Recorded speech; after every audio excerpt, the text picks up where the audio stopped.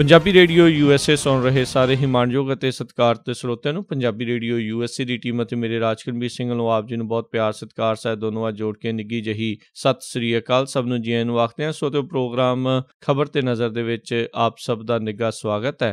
ਅੱਜ 10 ਜੂਨ ਦਿਨ ਸ਼ਨੀਚਰਵਾਰ ਤੇ ਆਪਣੇ ਨਾਲ ਜੁੜ ਚੁੱਕੇ ਨੇ ਮਿੰਟੂ ਗੁਰਸਰੀਆ ਜੀ ਮਲੋਟ ਸਟੂਡੀਓਜ਼ ਤੋਂ। ਮਿੰਟੂ ਜੀ ਨਿੱਘੀ ਜੀ ਆਇਆਂ ਨੂੰ ਪਿਆਰ ਭਰੀ ਸਤਿ ਸ੍ਰੀ ਅਕਾਲ ਜੀ। ਜੀ ਸ਼ੁਕਰੀਆ ਜੀ ਰਾਜਕਰਮਵੀਰ ਸਿੰਘ ਜੀ, ਸਾਰਿਆਂ ਨੂੰ ਸਤਿ ਸ੍ਰੀ ਅਕਾਲ। ਸਾਡੇ ਅੱਜ ਦੇ ਪ੍ਰੋਗਰਾਮ ਖਬਰ ਤੇ ਨਜ਼ਰ ਉਸ ਨੂੰ ਸਪਾਂਸਰ ਕਰਦੇ ਨੇ ਖਾਲਸਾ ਇੰਸ਼ੋਰੈਂਸ ਏਜੰਸੀ ਵਾਲੇ, ਜਿਨ੍ਹਾਂ ਦੇ ਕੋਲੋਂ ਤੁਸੀਂ ਹਰ ਇੱਕ ਤਰੀਕੇ ਦੀ ਇੰਸ਼ੋਰੈਂਸ ਕਰਵਾ ਸਕਦੇ ਹੋ। ਇੰਸ਼ੋਰੈਂਸ ਬਾਰੇ ਪਤਾ ਕਰਨ ਲਈ ਕਾਲ ਕਰ ਸਕਦੇ ਹੋ ਨੰਬਰ 408 272 2500 ਦੇ ਉੱਤੇ। ਇਸ ਦੇ ਨਾਲ ਸੁੱਚਾ ਸਿੰਘ ਜੀ ਫਰੈਜ਼ਨੋ ਤੋਂ, ਅਮਰਜੀਤ ਜੀ ਯੂਨੀਵਰਸਿਟੀ ਤੋਂ, ਜੱਸੀ ਗਿੱਲ ਪਲੰਬਿੰਗ ਵਾਲੇ ਬੇਕਰਸਫੀਲਡ ਤੋਂ, ਲਾਲੀ ਸਿੱਧੂ ਜੀ ਬੇਕਰਸਫੀਲਡ ਤੋਂ, ਤਲਵਿੰਦਰ ਸਿੰਘ ਗਿੱਲ ਬੇਕਰਸਫੀਲਡ ਤੋਂ। ਇਹਨਾਂ ਸਾਰਿਆਂ ਦਾ ਅਸੀਂ ਬਹੁਤ ਬਹੁਤ ਧੰਨਵਾਦ ਕਰਦੇ ਹਾਂ। ਜੇਕਰ ਤੁਸੀਂ ਜਾਂ ਕੋਈ ਹੋਰ ਕਾਰੋਬਾਰ ਇਸ ਪ੍ਰੋਗਰਾਮ ਨੂੰ ਸਪਾਂਸਰ ਕਰਨਾ ਚਾਹੁੰਦੇ ਹੋ, ਸੰਪਰਕ ਕਰੋ ਨੰਬਰ 408 272 5200 ਜਾਂ 408 722 7698 ਦੇ ਉੱਤੇ। ਮਿੰਟੂ ਜੀ, ਗੱਲਬਾਤ ਦਾ ਸਿਲਸਿਲਾ ਸ਼ੁਰੂ ਕਰਦੇ ਹਾਂ। ਅਮਿਤ ਸ਼ਾਹ ਨੇ ਮਹਾਤਮਾ ਗਾਂਧੀ ਨੂੰ ਚਲਾਕ ਬਾਣੀਆਂ ਆਖਿਆ, ਕਾਂਗਰਸ ਨੇ ਮਾਫੀ ਦੀ ਮੰਗ ਕੀਤੀ ਆ। ਮਹਾਤਮਾ ਗਾਂਧੀ ਨੂੰ ਚਲਾਕ ਬਾਣੀਆਂ ਆਖਿਆ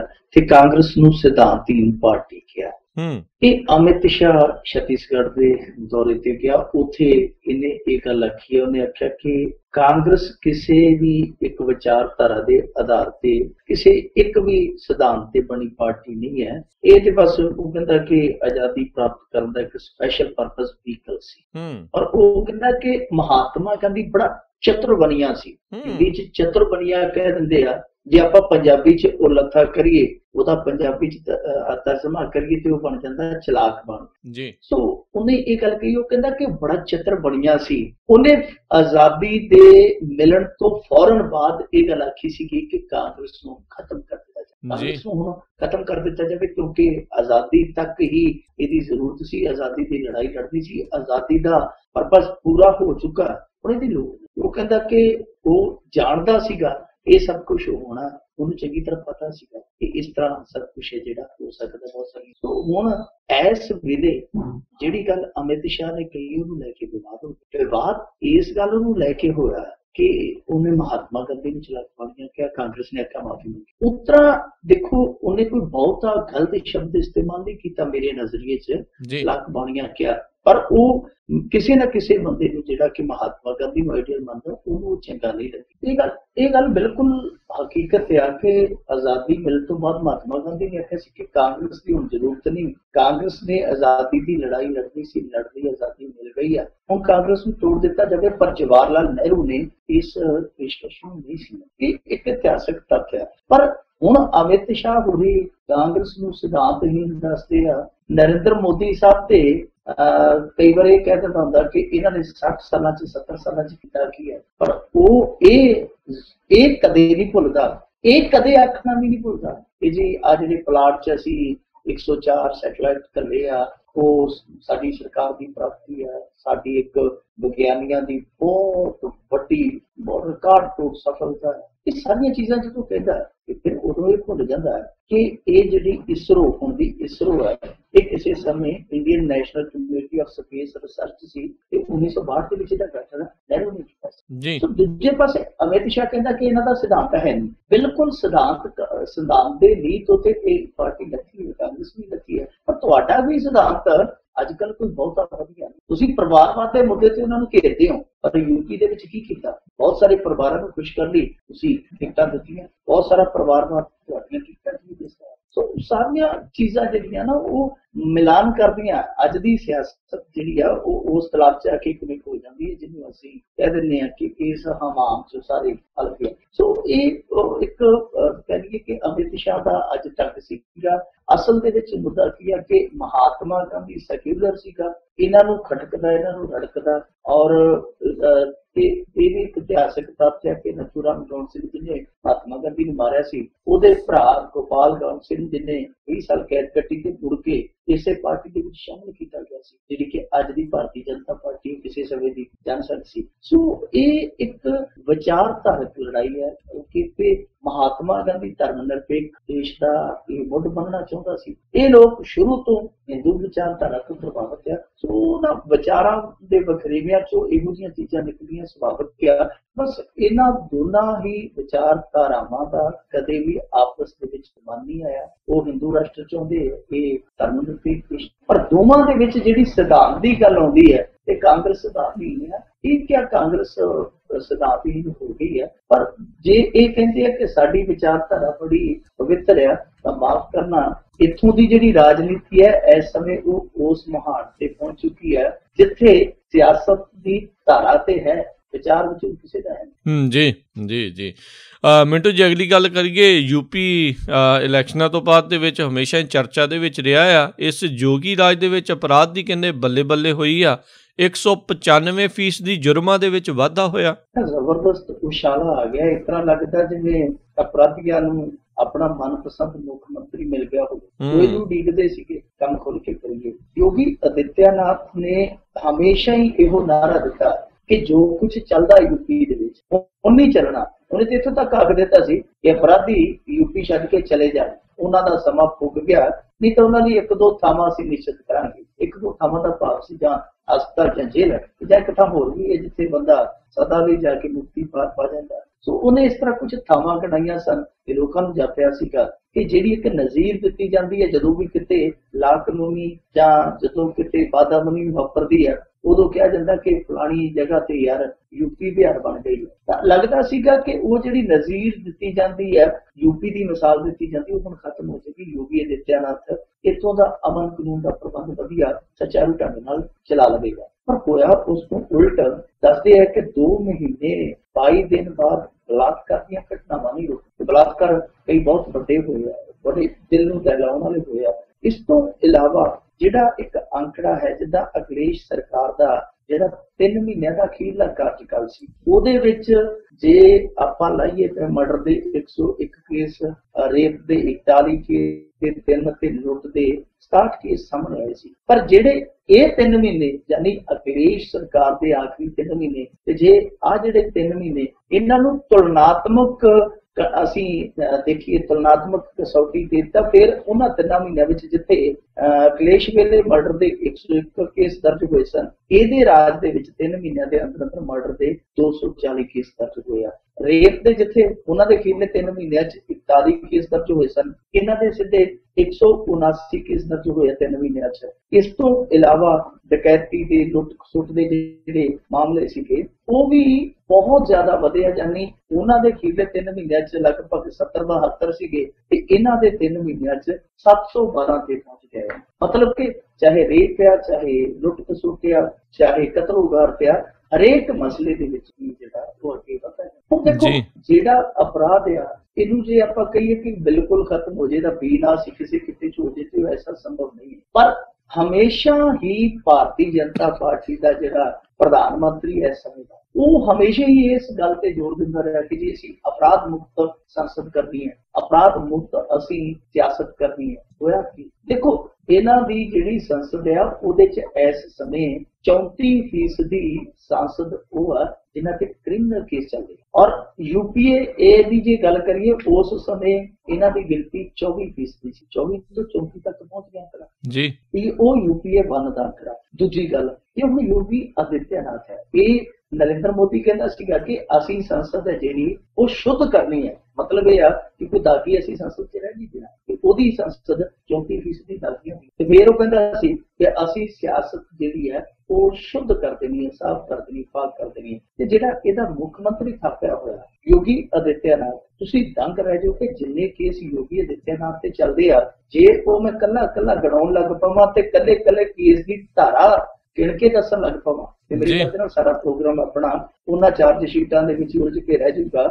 ਉਹਦੇ ਤੇ ਬਹੁਤ ਵੱਡੇ ਵੱਡੇ ਕੇਸ ਚੱਲ ਰਹੇ, ਬਹੁਤ ਵੱਡੇ ਵੱਡੇ ਇਰਾਦਾ ਕਤਲ, ਦੰਗੇ ਫਲਾਉਣ ਦਾ, ਧਮਕੀਆਂ ਦੇਣ ਦਾ, ਇਸ ਤਰ੍ਹਾਂ ਦੇ ਅਨੇਕਾਂ ਕੇਸ ਹੈ।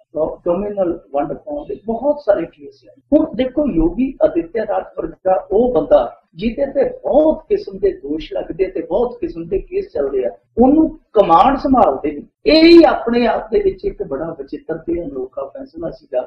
ਸੋ ਜਿਹੜਾ ਬੰਦਾ ਇਸ ਤਰ੍ਹਾਂ ਦੀ ਇੱਕ ਛਵੀ ਰੱਖਦਾ ਉਹਦੇ ਰਾਜ ਦੇ ਵਿੱਚ ਕੋਈ ਅਪਰਾਧੀ ਅਪਰਾਧ ਨਾ ਕਰੇ, ਬਿਲਕੁਲ ਉੱਤੇ ਰਾਮ ਰਾਜ ਬਣ ਜਾਵੇ, ਸਤਿਯੁਗ ਆ ਜਾਵੇ, ਇਹੋ ਜਿਹੀ ਸੰਭਾਵਨਾ ਘਟਿਆ ਉਹਨਾਂ ਨੇ ਲਾਈ ਸੀ। ਜਿਹੜਾ ਕੰਮ ਉਲਟ ਹੋਇਆ ਤੇ ਜਿਹੋ ਜਿਹਾ ਨੂੰ ਮੁੱਖ ਮੰਤਰੀ ਮਿਲਿਆ, ਉਹਦੇ ਲਈ ਤੇ ਇਹੋ ਹੀ ਕਿਹਾ ਜਾ ਸਕਦਾ ਕਿ ਤੂੰ ਕਿਉਂ ਰੋਣੀ ਹੈ ਰੰਗੇ ਮਾਏ, ਰੋਣ ਕਿਉਂ ਜਿੰਨਾ ਰੰਗੜ ਕਮੀ ਲਾਏ। ਜੀ ਜੀ। ਤੇ ਮਿੰਟੂ ਜੀ, ਆਪਾਂ ਇਸ ਤੋਂ ਅਗਲੀ ਗੱਲ ਕਰੀਏ ਵੀ ਹਾਈ ਵੋਲਟੇਜ ਡਰਾਮੇ ਤੇ ਚੀਕੋ ਪੁਕਾਰ ਦਰਮਿਆਨ ਪਿੰਡ ਵੱਲੋਂ ਵੱਡੇ ਨੌਜਵਾਨ ਦਾ ਸੰਸਕਾਰ ਮਾਮਲਾ ਦਰਜ ਕੀਤਾ ਹੈ। ਇਹ ਉਹੀ ਮੁੰਡਾ ਜਿਹੜਾ ਭਾਗੀ ਬਾਂਦਰ ਦੇ ਪਿੰਡ ਦੇ ਲੋਕਾਂ ਨੇ ਵੱਢ ਕੱਟਿਆ ਸੀਗਾ, ਇਹ ਕਹਿ ਕੇ ਕਿ ਇਹ ਨਸ਼ਾ ਤਸਕਰੀ ਕਰਦਾ ਹੈ, ਇਹਦਾ ਚਾਲ ਚੱਲਣ ਕਿ ਨਹੀਂ ਬੜਾ ਬਦਮਜ਼ਾ, ਇਸ ਤਰ੍ਹਾਂ ਦੇ ਦੋਸ਼ ਲਾ ਕੇ ਉਸ ਮੁੰਡੇ ਨੂੰ ਵੱਢ ਕੱਟਿਆ, ਮੌਤ ਹੋ ਗਈ। ਉਸ ਤੋਂ ਬਾਅਦ ਉਹਦੀ ਲਾਸ਼ ਉਹਦੇ ਘਰਦਿਆਂ ਨੇ ਘਰ ਚ ਲਿਆ ਕੇ ਰੱਖੀ ਸੀ। ਉਹਨਾਂ ਕਿਹਾ ਸੀ ਸੰਸਕਾਰ ਨਹੀਂ ਕਰਨਾ, ਉਦੋਂ ਤੱਕ ਨਹੀਂ ਕਰਨਾ ਜਦੋਂ ਤੱਕ ਪੁਲਿਸ ਮਾਮਲਾ ਦਰਜ ਨਹੀਂ ਕਰਦੀ। ਪੁਲਿਸ ਹੁਣ ਬੈਕਫੁੱਟ ਤੇ ਸੀ ਇਸ ਮਾਮਲੇ ਨੂੰ ਲੈ ਕੇ। ਪੁਲਿਸ ਨੇ ਏਕੇ ਦੇ ਸਾਹਮਣੇ ਇਹ ਰਾਹ ਕੱਢ ਲਿਆ ਕਿ ਮਾਮਲਾ ਦਰਜ ਕਰ ਲਿਆ, ਪਰ ਬਾਈ ਨੇ ਕਿਸੇ ਤੇ ਨਹੀਂ ਕੀਤਾ ਕਿ ਉਹ ਸ਼ਰੇਆਮ ਕਹਿੰਦੇ ਸੀ ਕਿ ਸਰਪੰਚ ਦੇ ਮੁੰਡੇ ਨੇ ਇਸ ਕਤਲ ਦੇ ਵਿੱਚ ਸਭ ਤੋਂ ਅਹਿਮ ਭੂਮਿਕਾ ਅਦਾ ਕੀਤੀ ਹੈ। ਤੋ ਇਸ ਗੱਲ ਨੂੰ ਲੈ ਕੇ ਇੱਕ ਪੇਚ ਫਸਿਆ ਹੋਇਆ ਸੀਗਾ, ਲਾਜ ਦੀ ਫਰੀਜ਼ਰ ਚ ਜਾ ਕੇ ਉਹਨਾਂ ਨੇ ਕਰਕੇ ਛੱਡੀ। ਅੱਜ ਕੀ ਹੋਇਆ ਕਿ ਉਹਦਾ ਪਿਓ ਕਿਉਂਕਿ ਜੇਲ੍ਹ ਦੇ ਵਿੱਚ ਹੀ ਹੈ, ਉਸ ਮੁੰਡੇ ਦਾ ਬਾਪ, ਉਹ ਜੇਲ੍ਹ ਦੇ ਵਿੱਚ, ਉਹਨੂੰ ਵੀ ਸਪੈਸ਼ਲ ਕਾਰ ਲੈ ਕੇ ਆਈ ਸੰਸਕਾਰ ਵਾਸਤੇ। ਜਦੋਂ ਸੰਸਕਾਰ ਕਰਨ ਲਈ ਤਿਆਰੀ ਕੀਤੀ, ਪਰ ਉਹ ਅਚਾਨਕ ਟਰਾਲੀ ਵਿੱਚ ਲਾਸ਼ ਰੱਖ ਕੇ ਤੇ ਇੱਕ ਚੌਂਕ ਨੂੰ ਹੋ ਤੁਰੇ, ਕਿਉਂਕਿ ਉਹਨਾਂ ਦੇ ਘਰ ਦੇ ਵਿੱਚ ਪੁਲਿਸ ਬਹੁਤ ਜ਼ਿਆਦਾ ਮੌਜੂਦ ਸੀਗੀ। ਉਹਨਾਂ ਦੀ ਕੋਸ਼ਿਸ਼ ਕੀਤੀ ਪਹਿਲਾਂ ਤੇ ਉਹਨਾਂ ਨੇ ਬਹੁਤ ਤਰਲਾ ਕੀਤਾ ਕਿ ਪਾਸੇ ਹੋ ਜਾਓ, ਪਾਸੇ ਹੋ ਜਾਓ, ਅਸੀਂ ਧਰਨਾ ਲਾਉਣਾ। ਜਦੋਂ ਪੁਲਿਸ ਪਾਸੇ ਨਾ ਤੇ ਜਿਹੜਾ ਡਰਾਈਵਰ, ਉਸ ਟਰੈਕਟਰ ਟਰਾਲੀ ਦਾ ਡਰਾਈਵਰ ਸੀ, ਟਰੈਕਟਰ ਤੋੜ ਦਿੱਤਾ, ਪੁਲਿਸ ਦੇ ਭੱਜ ਕੇ ਪਾਸੇ ਹੋਏ। ਉਸ ਤੋਂ ਬਾਅਦ ਪੁਲਿਸ ਵਾਲਿਆਂ ਨੇ ਜ਼ਬਰਦਸਤੀ ਲਾਸ਼ ਲਾਉਣ ਦੀ ਕੋਸ਼ਿਸ਼ ਕੀਤੀ, ਬੜੀ ਖਿੱਚ-ਤੂ ਹੋਈ। ਉਹ ਜਿਹੜੇ ਘਰ ਵਾਲੇ ਸੀ ਉਹਨਾਂ ਨੇ ਫਰੀਜ਼ਰ ਖੋਲਿਆ, ਲਾਸ਼ ਹੈ ਜਿਹੜੀ ਮੋਢਿਆਂ ਤੇ ਰੱਖੀ, ਭੱਜ ਤੁਰੇ। ਮਗਰ ਪੁਲਿਸ ਲਾਸ਼ ਖੋਹਦੀ ਸੀ, ਖੋਹ ਨਹੀਂ ਸੀ ਦਿੰਦੇ। ਇਸ ਖਿੱਚਾ-ਤੂ ਦੇ ਵਿੱਚ ਲੰਮਾ ਸਮਾਂ ਜਦੋਂ ਚੱਲਦੀ ਰਹੀ। ਉਸ ਤੋਂ ਬਾਅਦ ਉਹ ਲਾਸ਼ ਹੈ ਜਿਹੜੀ ਫੇਰ ਵਾਪਸ ਕਰੀ ਲਿਆਂਦੀ ਗਈ। ਇਸ ਤੋਂ ਬਾਅਦ ਹਾਲ ਪੁਲਿਸ ਨੇ ਇਹ ਕੱਢਿਆ ਕਿ 6 ਬੰਦਿਆਂ ਦੇ ਖਿਲਾਫ 22 ਨੇ ਮੁਕੱਦਮਾ ਦਰਜ ਕਰ ਦਿੱਤਾ।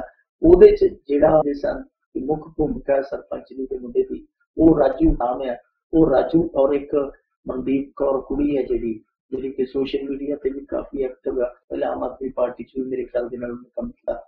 ਉਸ ਕੁੜੀ ਤੇ ਹੋਰ ਚਾਹੁੰਦੇ ਆ ਜਿਨ੍ਹਾਂ ਦੇ ਖਿਲਾਫ 22 ਨੇ ਮੁਕੱਦਮਾ ਦਰਜ ਕਰ ਦਿੱਤਾ। ਪੁਲਿਸ ਨੇ ਜਲਦੀ ਤਸਦੀਕ ਕਰਤੀ ਹੈ ਕਿ ਅਸੀਂ 6 ਬੰਦਿਆਂ ਦੇ ਖਿਲਾਫ 22 ਨੇ ਮੁਕੱਦਮਾ ਦਰਜ ਕਰ ਲਿਆ, ਇਹਦੇ ਭਰਾ ਦੇ ਬਿਆਨਾਂ ਤੇ ਹੁਣ ਅਸੀਂ ਗ੍ਰਿਫਤਾਰੀਆਂ ਪਾ ਲਵਾਂਗੇ। ਸੋ ਇਹ ਇੱਕ ਤਰ੍ਹਾਂ ਨਾਲ ਮਸਲਾ ਹਾਲ ਦੀ ਘੜੀ ਸ਼ਾਂਤ ਹੋ ਗਿਆ, ਕਿਉਂਕਿ ਇੱਕ ਪਾਸੇ ਪਤਾ ਹੋ ਗਿਆ, ਦੂਜੇ ਪਾਸੇ ਉਸ ਮੁੰਡੇ ਦਾ ਫਿਰ ਸ਼ਾਮੀ ਸੰਸਕਾਰ ਕਰ ਦਿੱਤਾ ਗਿਆ।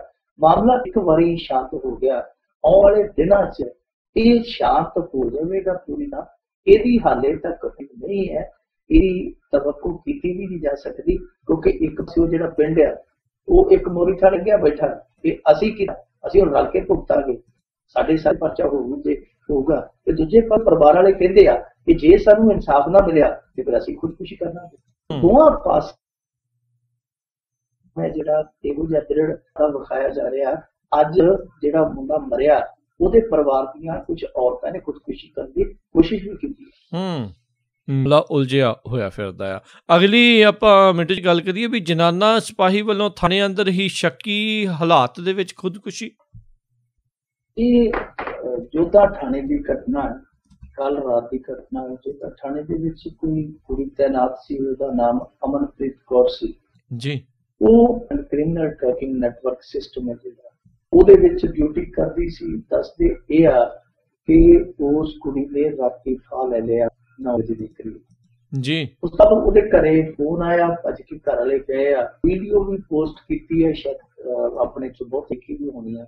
ਉਹ ਇੱਕ ਮੰਜੇ ਦੇ ਨਾਲ ਬਿਲਕੁਲ ਕੁੜੀ ਹੈ ਉਹ ਝੂਲਦੀ ਪਈ ਆ, ਪੱਖੇ ਦੇ ਦੁਆਰਾ ਲਿਆ ਗਿਆ ਜੀ। ਉਹ ਜਿਹੜੇ ਘਰ ਦੇ ਉਹ ਕਹਿੰਦੇ ਆ ਕਿ ਅਸੀਂ ਜਿਸ ਤਰ੍ਹਾਂ ਦਾ ਇੱਥੇ ਵੇਖ ਰਹੇ ਹਾਂ ਘਟਨਾ ਸਥਲ ਤੇ, ਅਸੀਂ ਜਿਸ ਤਰ੍ਹਾਂ ਦਾ ਇਹ ਸਾਰਾ ਰਿਸ਼ਤ ਦੇਖਦੇ ਪਏ ਹਾਂ, ਉਹ ਤੋਂ ਜਾਪਦਾ ਕਿ ਇਹ ਖੁਦਕੁਸ਼ੀ ਨਹੀਂ, ਇਹ ਦੂਸਰਾ ਕੋਈ ਕੰਮ ਕੀਤਾ ਹੋਇਆ ਹੋ ਸਕਦਾ। ਦੂਜੇ ਪਾਸੇ ਜਿਹੜੀ ਉੱਥੋਂ ਦੀ ਜੋਧਾ ਥਾਣੇ ਦੀ ਪੁਲਿਸ ਆ, ਉਹਨਾਂ ਨੇ ਇੱਕ ਵਾਰੀ ਇਸ ਮਾਮਲੇ ਦੇ ਵਿੱਚ ਜਿਹੜਾ ਮੁਨਸ਼ੀ ਹੈ ਨਿਰਭੈ ਸਿੰਘ, ਕਿਉਂਕਿ ਕੁੜੀ ਦੇ ਭਰਾ ਨਾਲ ਕਿ ਮੁਨਸ਼ੀ ਬਹੁਤ ਤੰਗ ਕਰਦਾ ਸੀ, ਇਹਦੇ ਤੋਂ ਤੰਗ ਪਹਿਲਾਂ DSP ਦੇ ਜਾ ਕੇ ਪੇਸ਼ ਹੋਈ। DSP ਨੇ ਆਖਿਆ ਕੋਈ ਗੱਲ ਨਹੀਂ, ਜੇ ਤਕਲੀਫ ਆ ਤੇ ਤੂੰ ਇੱਥੇ ਡਿਊਟੀ ਕਰਨਾ ਸਾਡੇ ਦਫ਼ਤਰ 'ਚ। ਡਿਊਟੀ ਉੱਥੇ ਕਰਨ ਲੱਗ ਪਈ, ਪਰ ਬਾਅਦ ਦੇ ਵਿੱਚ ਦੱਸਦੇ ਆ ਕਿ ਕੋਈ ਜਿਹੜੀ ਕੁੜੀ ਉੱਥੇ ਡਿਊਟੀ ਤੇ ਸੀ ਉਹ ਛੁੱਟੀ ਤੇ ਚਲੇ ਗਈ, ਉਹਦੀ ਥਾਂ ਤੇ ਇਹ ਉੱਥੋਂ ਆਈ ਸੀ ਤੇ ਉਸ ਡਿਊਟੀ ਦੇ ਦੌਰਾਨ ਹੀ ਕਦਮ ਚੁੱਕ ਲਿਆ। ਹੁਣ ਉਸ ਕੁੜੀ ਦੇ ਭਰਾ ਦਾ ਕਹਿਣਾ ਇਹ ਕਿ ਇਸ ਕੁੜੀ ਨੂੰ ਉਹ ਮੁਨਸ਼ੀ ਬਹੁਤ ਜ਼ਿਆਦਾ ਸੀ ਜਲੀਲ ਕਰਦਾ ਸੀ, ਤੋਂ ਜਦੋਂ ਅੱਕੀ ਇਸ ਕੁੜੀ ਨੇ ਇਹ ਕਦਮ ਚੁੱਕਿਆ। ਹੁਣ ਜਿਹੜੀ ਪੁਲਿਸ ਆ ਉਹਨੇ ਮੁਨਸ਼ੀ ਦੇ ਖਿਲਾਫ ਮੁਕੱਦਮਾ ਦਰਜ ਕਰ ਲਿਆ। ਪਰ ਸਭ ਤੋਂ ਵੱਡੀ ਗੱਲ ਰਾਜ ਕਰਨਵੀਰ ਸਿੰਘ ਜੀ ਇਹ ਆ ਕਿ ਇੱਕ ਅਟਾਈ ਆ ਕਿਸੇ ਦੇ ਸੰਗੋਂ ਲੱਥੀਆਂ ਨਾਲ ਕਿ ਇਸ ਸਮੇਂ ਪੰਜਾਬ ਦੇ ਵਿੱਚ ਜਿਹੜਾ ਮਾਹੌਲ ਆ, ਪੰਜਾਬ ਪੁਲਿਸ ਦੀ ਡਿਊਟੀ ਕਰਨੀ ਕੁੜੀਆਂ ਲਈ ਖਾਸ ਤੌਰ ਤੇ ਬਹੁਤ ਔਖੀ ਹੋਈ ਪਈ ਆ।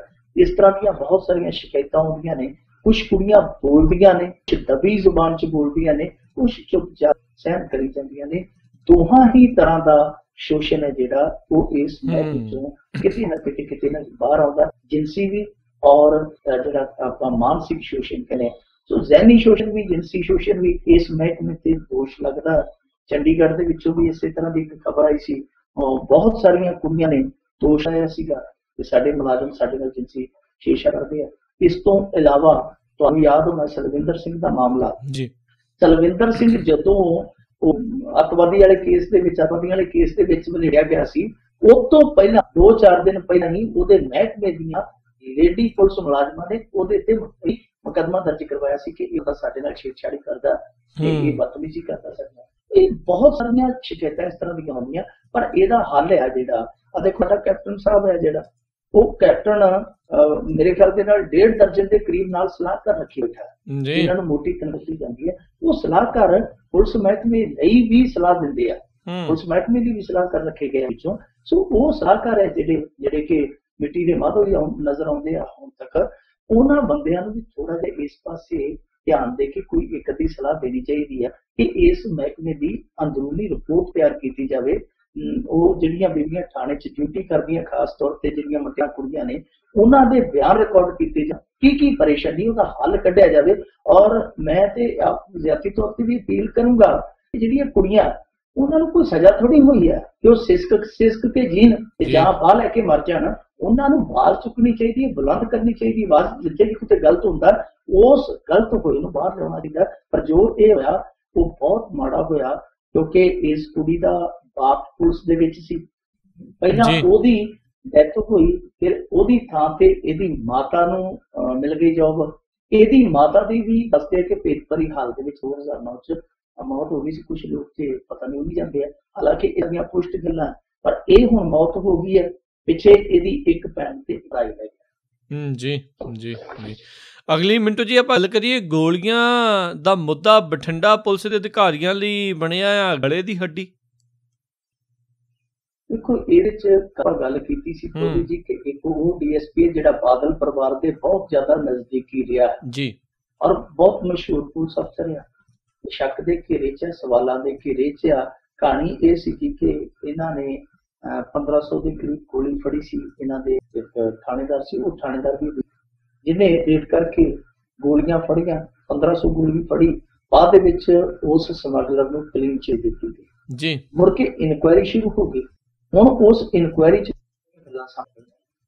ਜਿਹੜੀ ਕਲੀਨ ਚਿੱਟ ਗੁਰਜੀਤ ਸਿੰਘ ਰਮਾਣਾ ਨੇ ਤਿਆਰ ਕੀਤੀ, ਗੁਰਜੀਤ ਸਿੰਘ ਰਮਾਣਾ ਜਿਹੜਾ ਡੀਐਸਪੀ ਹੈ ਜੀ, ਗੁਰਜੀਤ ਸਿੰਘ ਰਮਾਣਾ ਦੀ ਉਹ ਕਲੀਨ ਚਿੱਟ ਕੀਤੀ, ਕਲੀਨ ਬਣਾਇਆ ਕਿ ਜਿਹੜਾ ਕਥਿਤ ਦੋਸ਼ੀ ਹੈ ਉਹਦੇ ਦੁਕਾਨ ਚੋਂ ਇਹ ਗੋਲੀਆਂ ਬਰਾਮਦ ਹੋਈਆਂ। ਬਰਾਮਦਗੀ ਉਹਦੀ ਦੁਕਾਨ ਚੋਂ ਹੋਈ ਆ ਔਰ ਇਹ ਗੋਲੀਆਂ ਜਿਹੜੀਆਂ ਇਹ ਅਰਧ ਪਾਊ ਗੋਲੀਆਂ ਨਹੀਂ, ਇਹ ਆਮ ਗੋਲੀਆਂ। ਤੇ ਉਹ ਕਲੀਨ ਚਿੱਟ ਤੇ ਮੋਹਰ ਲਾਈ ਐਸਐਸਪੀ ਨੇ। ਜਿਹੜੀ ਉਹਦੀ ਮੋਹਰ ਲਾਉਣੀ ਸੀ ਉਹ ਵੀ ਗਲਤ ਸੀ, ਜਿਹੜੀ ਉਹਦੀ ਕਲੀਨ ਚਿੱਟ ਬਣਾਉਣੀ ਸੀ ਉਹ ਵੀ ਗਲਤ ਸੀ, ਕਿਉਂਕਿ ਜਿਹੜੀ ਬੀਬੀ ਥਾਣੇਦਾਰ ਉਸ ਬੰਦੇ ਦੇ ਖਿਲਾਫ ਜਾ ਕੇ ਰੇਡ, ਉਹ ਰੇਡ ਉਹਦੇ ਕੈਮਰੇ 'ਚ ਰਿਕਾਰਡਡ ਆ ਤੇ ਕੈਮਰਾ ਦੱਸਦਾ ਕਿ ਦੁਕਾਨ 'ਚੋਂ ਬਰਾਮਦਗੀ ਨਹੀਂ ਹੋਈ, ਉਹ ਉਸ ਬੰਦੇ ਦੇ ਘਰ 'ਚੋਂ ਬਰਾਮਦਗੀ।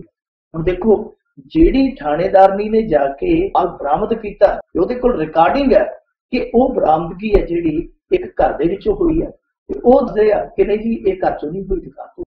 ਇਹ ਮਤਲਬ ਇਹ ਆ ਕਿ ਮਿੱਥ ਕੇ ਇਹ ਨਹੀਂ ਹੈ ਕਿ ਕੋਈ ਟੈਕਨੀਕਲੀ ਗਲਤੀ ਹੋ ਗਈ, ਜਾਪਦਾ ਇਹ ਆ ਕਿ ਮਿੱਥ ਕੇ ਉਹ ਜਿਹੜੀ ਕਲੀਨ ਚਿੱਟ ਦਿੱਤੀ ਗਈ ਸੀ, ਪਰ ਕਲੀਨ ਚਿੱਟ ਤੋਂ ਆ ਬਣੀ ਹੈ ਕਿਉਂਕਿ ਜਿਹੜੀ ਉਸ ਬੀਬੀ ਨੇ ਆਪਣੀ ਡਿਊਟੀ ਦੇ ਵਿੱਚ ਬਰਾਮਦਗੀ ਕੀਤੀ ਉਹ ਹੁਣ ਪਿੱਛੇ ਹਟਣ ਨੂੰ ਤਿਆਰ ਨਹੀਂ। ਉਹਦੀ ਸਾਰੀ ਜਿਹੜੀ ਰਿਕਾਰਡਿੰਗ ਆ ਉਹ ਦੱਸਦੇ ਕਿ WhatsApp ਗਰੁੱਪਾਂ ਦੇ ਵਿੱਚ ਉਸੇ ਸਮੇਂ ਹੀ ਪੈ ਗਈ ਸੀ ਜਦੋਂ ਉਹਨੇ ਜਾ ਕੇ ਇਹ ਰਿਕਵਰੀ ਕੀਤੀ ਸੀ। ਸੋ ਆਉਣ ਵਾਲੇ ਦਿਨਾਂ ਦੇ ਵਿੱਚ ਇਹ ਮਸ਼ਹੂਰ ਜਿਹੜਾ ਪੁਲਿਸ ਅਫਸਰ ਆ ਕਾਫੀ ਦਿੱਕਤ ਪਰੇਸ਼ਾਨੀਆਂ ਦਾ ਸਾਹਮਣਾ ਕਰਨਾ ਪਵੇਗਾ। ਉਂਝ ਇਹੋ ਜਿਹੇ ਮਸਲਿਆਂ ਦੇ ਵਿੱਚ ਪੁਲਿਸ ਬਹੁਤ ਜ਼ਿਆਦਾ ਬਦਨਾਮ ਹੋ ਰਹੀ ਆ। ਇੱਥੇ ਤੁਹਾਨੂੰ ਯਾਦ ਹੋਣਾ ਜਦੋਂ ਕੈਪਟਨ ਸਾਹਿਬ ਨੇ ਸੀ, ਕੈਪਟਨ ਸਾਹਿਬ ਦੇ ਮੁੱਖ ਮੰਤਰੀ ਬਣਨ ਤੋਂ ਬਾਅਦ ਇੱਕੋ ਥਾਣੇਦਾਰ ਤੇ ਹਫ਼ਤੇ ਦੇ ਵਿੱਚ 2 ਕੇਸ ਰਜਿਸਟਰਡ ਹੋ ਗਏ ਸਨ। ਦੋਹਾਂ ਥਾਵਾਂ ਤੋਂ ਉਹਨੇ ਬੰਦੇ ਚੁੱਕ ਲਏ ਤੇ ਚੁੱਕ ਕੇ ਪੈਸੇ ਮੰਗ ਲਏ। ਜਿਵੇਂ ਅਗਵਾਹ ਕਰ ਬੰਦੇ ਕਿਸੇ ਨੂੰ ਅਗਵਾਹ ਕਰਦੇ ਆ, ਫਰੌਤੀ ਮੰਗਦੇ ਆ, ਫਰੌਤੀ ਮੁੜ ਕੇ ਵਸੂਲ ਕਰਕੇ ਬੰਦਾ ਛੱਡ ਦਿੰਦੇ ਆ। ਐਵੇਂ ਮੁੰਡਾ ਕ੍ਰਿਕਟ ਖੇਡਦਾ ਉਹਨੇ ਗਰਾਊਂਡ ਦੇ ਵਿੱਚੋਂ ਚੁੱਕਿਆ ਤੇ ਕਹਿੰਦਾ ਮੈਂ ਤੇ ਚਿੱਟੇ ਦਾ ਕੇਸ ਪਾ ਦੂੰ, $4.5 ਲੱਖ ਰੁਪਇਆ ਲੈ ਗਿਆ। ਉਹ ਕੇਸ ਦਰਜ ਹੋਇਆ ਹੀ ਹੋਇਆ। ਮੁੜ ਕੇ ਇੱਕ ਬਠਿੰਡੇ 'ਚ ਉਹਦਾ ਕੇਸ ਹੋ ਗਿਆ, ਜਿਹਨੇ ਬਠਿੰਡੇ 'ਚ ਵੀ ਇਸੇ ਤਰ੍ਹਾਂ ਹੀ ਬੰਦਾ ਚੁੱਕ ਕੇ ਪੈਸੇ ਲੈ ਲਏ। ਸੋ ਇੱਕ ਹਫ਼ਤੇ 'ਚ ਉਸ ਥਾਣੇਦਾਰ ਤੇ 2 ਇਸ ਤਰ੍ਹਾਂ ਦੇ ਮੁਕੱਦਮੇ ਦਰਜ ਹੋਏ। ਇਹ ਪੁਲਿਸ ਬਹੁਤ ਕੁਛ ਇਸ ਤਰ੍ਹਾਂ ਕਰ ਦਿੰਦੀ ਆ ਜਿਹੜਾ ਕਿ ਬਾਅਦ ਦੇ ਵਿੱਚ ਵਿਵਾਦ ਹੀ ਨਹੀਂ ਬਣਦਾ, ਇਹਨਾਂ ਦੀ ਨਮੋਸ਼ੀ ਬਣ ਜਾਂਦਾ। ਪੁਲਿਸ ਵਾਲੇ ਨਸ਼ੇ ਦੇ ਮਾਮਲੇ 'ਚ ਤੇ ਇੰਨੇ ਉਦਾਰਵਾਦੀ ਆ, ਤੁਹਾਨੂੰ ਮੇਰਾ ਉਹ ਘਟਨਾ ਕਰਾਦੀ ਹੋਣਾ ਜਦੋਂ ਚੌਂਕੀ ਦੇ ਵਿੱਚੋਂ ਮਾਰ ਕੇ ਤੇ ਉੱਥੇ ਤਕੜੀ ਵੀ ਫੜੀ ਗਈ, ਭੁੱਕੀ ਤੋਲੀ ਜਾਂਦੀ ਸੀ ਤੇ ਕੋਲ ਪਈ ਭੁੱਕੀ ਦੀ ਬੋਰੀ ਵੀ ਮਿਲ ਗਈ ਸੀ, ਜਿਹਦੇ ਵਿੱਚੋਂ ਕੱਢ ਕੇ ਮੋਸ਼ੀ ਤੇ ਥਾਣੇਦਾਰ ਵੇਚਦੇ ਹੁੰਦੇ ਸੀ। ਭੁੱਕੀ ਇੱਕ ਬਹੁਤ ਵੱਡੇ ਲੀਡਰ ਦੀ ਸੀਗੀ। ਸੋ ਇਹ ਪੁਲਿਸ ਦਾ ਜਿਹੜਾ ਇਹਨਾਂ ਦੇ ਨਾਲ ਜੁੜਾਅ ਹੋਇਆ, ਜਿੰਨਾ ਚਿਰ ਇਹ ਟੁੱਟਦਾ ਨਹੀਂ ਸਮਗਲਰਾਂ ਦਾ, ਜਿੰਨਾ ਚਿਰ ਇਹ ਨੈਕਸਸ ਇਹ ਉਧੇੜਦੀ ਨਹੀਂ ਪੁਲਿਸ, ਉਦੋਂ ਤੱਕ ਗੱਲ ਨਹੀਂ ਹੁੰਦੀ। ਪਰ ਜਿਹੜਾ ਹੁਣ ਦਾ ਮਸਲਾ ਉਹ ਏਡੀ ਛੇਤੀ ਏਡਾ ਸੁਖਾਲਾ ਛੁੱਟਣਾ ਨਹੀਂ, ਕਿਉਂਕਿ ਜਿਹੜੀ ਇਹਨਾਂ ਨੇ ਸਪੈਸ਼ਲ ਟਾਸਕ ਫੋਰਸ ਬਣਾਈ ਹੈ ਤਾਂ ਮੁਖੀਆ ਹਰਪ੍ਰੀਤ ਸਿੰਘ ਉਹਦੇ ਕੋਲ ਇਹ ਮਾਮਲਾ ਚਲਾ ਗਿਆ। ਸੋ ਇਹ ਮਾਮਲਾ ਇਹਨਾਂ 2 ਅਫਸਰਾਂ ਲਈ ਕਾਫੀ ਦਿੱਕਤਾਂ ਪਰੇਸ਼ਾਨੀਆਂ ਖੜੀਆਂ ਕਰੇਗਾ। ਜੀ ਤੇ ਮਿੰਟੂ ਜੀ, ਅਗਲੀ ਆਪਾਂ ਗੱਲ ਕਰੀਏ SGPC ਦੇ ਸਕੱਤਰ ਨੇ ਭੇਜਿਆ ਪ੍ਰਧਾਨ ਕੋਲ ਦਿਲਚਸਪ ਪ੍ਰਵਾਨਾ। ਇਹ ਸਕੱਤਰ ਨੇ ਜੀ ਸਿੰਘ ਹੋਰੀ, ਉਹਨਾਂ ਨੇ ਇੱਕ ਪ੍ਰਵਾਨਾ ਭੇਜਿਆ। ਪ੍ਰਵਾਨੇ ਦਾ ਮਤਲਬ ਹੁੰਦਾ ਇੱਕ ਰੁਕਾ ਕਹਿ ਸਕਦੇ ਆ, ਪੰਜਾਬੀ 'ਚ ਰੁਕਾ ਕਹਿ ਦਿੰਦੇ ਜਾਂ ਪੱਤਰ ਵੀ ਕਹਿ ਸਕਦੇ। ਕਿ ਉਹਨੇ ਪ੍ਰਧਾਨ ਸਾਹਿਬ ਤੋਂ ਮੰਗ ਕੀਤੀ, ਉਹਨੇ ਆਖਿਆ ਕਿ ਜਾਂ ਤੈਨੂੰ ਵਿਦੇਸ਼ ਜਾਣ ਲਈ 3 ਮਹੀਨਿਆਂ ਦੀ ਕੋਈ ਸਪੈਸ਼ਲ ਛੁੱਟੀ ਦਿਓ। ਮੇਰੀ ਮੰਗੀ ਉਹਨੇ, ਉਹ ਕਹਿੰਦਾ ਕਿ 3 ਮਹੀਨਿਆਂ ਦੀ ਮੈਨੂੰ ਜਾਂ ਤੇ ਵਿਦੇਸ਼ ਜਾਣ ਦੀ ਇਜਾਜ਼ਤ ਦੇ ਕੇ ਤੇ ਨਾਲ ਛੁੱਟੀ ਹੈ ਜਿਹੜੀ ਉਹ ਗ੍ਰਾਂਟ ਕੀਤੀ, ਤੇ ਜਾਂ ਫਿਰ ਇਸੇ ਪੱਤਰ ਨੂੰ ਮੇਰਾ ਅਸਤੀਫਾ ਮੰਗ ਲਿਆ ਜੀ। ਹੁਣ ਵਾਕਈ ਆਪਣੇ ਆਪ 'ਚ ਵਿਚਿੱਤਰ ਹੈ ਪ੍ਰਵਾਨਾ ਕਿ ਮੇਰੇ ਦੀ ਛੁੱਟੀ ਦੀ ਅਰਜ਼ੀ ਹੈ ਕਿ ਭਾਈ ਕੀਤੀ ਜਾਂਦੀ ਹੈ ਕਿ ਜ਼ਰੂਰੀ ਕੰਮ ਹੈ, ਇੰਨੀ ਛੁੱਟੀ ਚਾਹੀਦੀ ਹੈ, ਨਾਲ ਖਰੜੀ ਲੈਣ ਦੀ ਹੈ ਕਿ ਜੇ ਭਾਈ ਛੁੱਟੀ ਨਹੀਂ ਦੇਣੀ ਤੇ ਆ ਚੱਕੋ, ਫਿਰ ਇਸੇ ਨੂੰ ਅਸਤੀਫਾ ਸਮਝ ਲਓ। ਤੋ ਇਹ ਹੁਣ ਰੂਪ ਸਿੰਘ ਹੋਰਾਂ ਨੇ ਕਿਹਾ, ਪਰ ਇਹ ਅਸਤੀਫਾ ਜਿਹੜਾ ਦਿੱਤਾ ਅਸਲ ਦੇ ਵਿੱਚ ਜੋ ਕਾਰਨ ਹੁਣ ਤੱਕ ਸੁਝਦਾ ਹੈ ਉਹ ਇਹ ਸੁਝਦਾ ਵਾ ਕਿ ਜਿਹੜੀ SGPC ਦੇ ਜਿਹੜੇ ਇਸ ਤਰੀਕੇ ਦੇ ਜਿਹੜੇ ਵੱਡੇ ਅਹੁਦਿਆਂ ਤੇ ਉੱਥੇ ਕੰਮ ਕਰਦੇ, ਇਹਨਾਂ ਦੇ ਵਿੱਚ ਕਿਤੇ ਨਾ ਕਿਤੇ ਤਾਲਮੇਲ ਦੀ ਗੜਬੜੀ ਹੈ। ਔਰ ਤਾਲਮੇਲ ਦੀ ਇਹ ਇਸ ਤਰ੍ਹਾਂ ਦੀ ਗੜਬੜੀ ਰਾਜਕਰਮਵੀਰ ਸਿੰਘ ਜੀ ਉਦੋਂ ਤੋਂ ਬਾਹਰ ਆਉਣ ਲੱਗੀ ਹੈ ਜ਼ਿਆਦਾ, ਜਦੋਂ ਤੋਂ ਜਿਹੜਾ 3 ਲੜਾ ਇਹਨਾਂ ਨੇ ਇੱਥੇ ਲਿਆ ਕੇ ਮੁੱਖ ਸਕੱਤਰ ਬਿਠਾ ਦਿੱਤਾ। 73-74 ਸਾਲਾਂ ਦਾ ਹੋਣ ਵਾਲਾ ਉਸ ਮੁੱਖ ਸਕੱਤਰ ਦੀ ਜੇ 3 ਲੱਖ ਦੀ ਤਨਖਾਹ ਤੇ ਚਰਚਾ ਦਾ ਸੀ। ਬਾਅਦ ਦੇ ਵਿੱਚ ਜੋ ਨੇ ਕੰਮ ਸ਼ੁਰੂ ਕੀਤਾ ਉਹ ਦੱਸਦੇ ਕਿ ਇਹਦੀ ਸੁਣਦਾ ਹੀ ਨਹੀਂ, ਕਿਉਂਕਿ ਉਹਦੀ ਸਿੱਧੀ ਮਾਲਕਾਂ ਦੇ ਨਾਲ ਗੱਲ ਆ, ਪਰਵਾਹ ਨਹੀਂ ਕਰਦਾ। ਰੂਪ ਸਿੰਘ ਹੋਰੀ ਕਿਤੇ ਨਾ ਕਿਤੇ ਇਹ ਉਸੇ ਮੁੱਖ ਸਕੱਤਰ ਤੋਂ ਪੀੜਤ ਆ। ਵੈਸੇ ਉਹਦੇ ਤੋਂ ਪੀੜਤਾਂ ਦੀ ਵਾਹਵਾ ਲੰਮੀ ਗਿਣਤੀ ਦੱਸੀ ਜਾਂਦੀ ਹੈ, ਪਰ ਉਹਨਾਂ ਦੇ ਵਿੱਚੋਂ ਰੂਪ ਸਿੰਘ ਹੋਰੀ ਬਾਹਰ ਆਉਂਦੇ ਜਾਂਦੇ ਨਜ਼ਰ ਆਉਂਦੇ ਆ।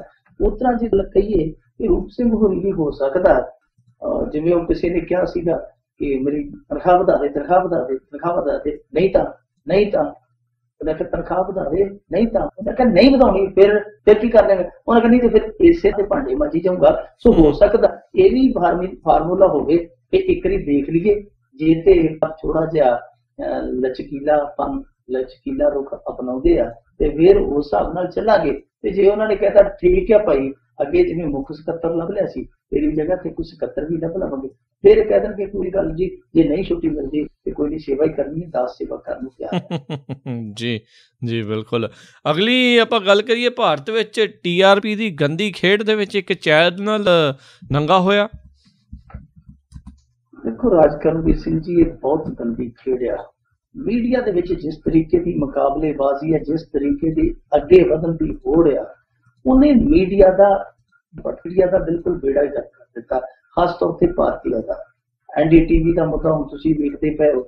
NDTV ਦੇ ਖਿਲਾਫ ਜੋ ਪ੍ਰੋਪੇਗੈਂਡਾ ਤਿਆਰ ਕੀਤਾ ਗਿਆ, ਸਾਰਿਆਂ ਨੇ ਉਸ ਨੂੰ ਬੁਰਾ ਕਿਹਾ। ਜੇ ਨਹੀਂ ਕਿਹਾ ਤੇ ਜਿਨ੍ਹਾਂ ਨੇ ਕਹਿਣਾ ਸੀ ਉਹਨਾਂ ਨੇ ਨਹੀਂ ਕਿਹਾ, ਮਤਲਬ ਮੀਡੀਆ ਦੇ ਇੱਕ ਬਹੁਤ ਵੱਡੇ ਹਿੱਸੇ ਨੇ ਨਹੀਂ ਕਿਹਾ। ਉਹਨਾਂ ਕਿਹਾ ਕਿ ਠੀਕ ਹੈ, ਚੱਕ ਦੇਣਾ ਚਾਹੀਦਾ ਇਹੋ ਜਿਹਾ ਬੰਦਾ। ਇਹ ਅਸਲ ਦੇ ਵਿੱਚ ਜਿਹੜੀ ਕਹਾਣੀ ਜਿਹੜੀ ਤੁਸੀਂ ਗੱਲ ਕੀਤੀ ਆ, ਇਹ ਕਹਾਣੀ ਸ਼ੁਰੂ ਹੋਈ ਆ ਮਈ ਦੇ ਮੱਧ ਤੋਂ ਬਾਅਦ।